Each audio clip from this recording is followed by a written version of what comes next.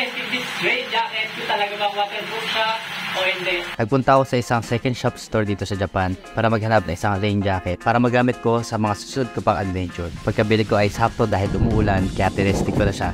Pero syempre hindi tayo nakontento kaya sinubukan ko talaga siya sa shower. Okay, let's start.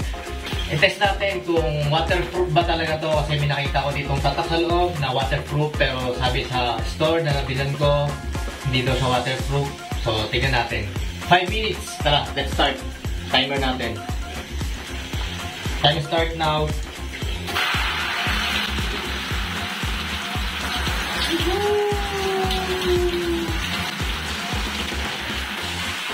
One minute. 3 minutes. Pero parang may nararamdaman na ako dito sa balikat ko eh. 4 minutes. 5 minutes. 6 minutes na. 8 minutes and 10 seconds. 9 minutes.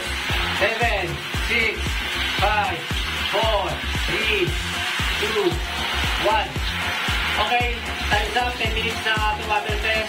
So, let's see. So, ito yung timer.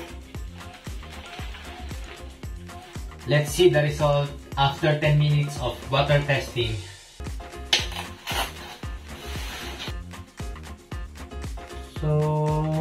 So far, good siya. Wala siyang basa. So far, so good. Ayan, bagong-bago lang siya. Binili ko siya sa second hand shop, sa 2nd Street. So, tinesting ko kagad. Bagong-bago. Legit na may nakasulat talaga kasi. Sa arm, parang may downside. So, itong part, parang hindi siya 100% waterproof. Itong part lang. Omnitech. Para sa akin, okay na siya. Yung part lang na yon, siguro pag nagtagal 2 hours o 1 hour na umulan, yung sa arm, banda dito, baka makaramdam ng lamig.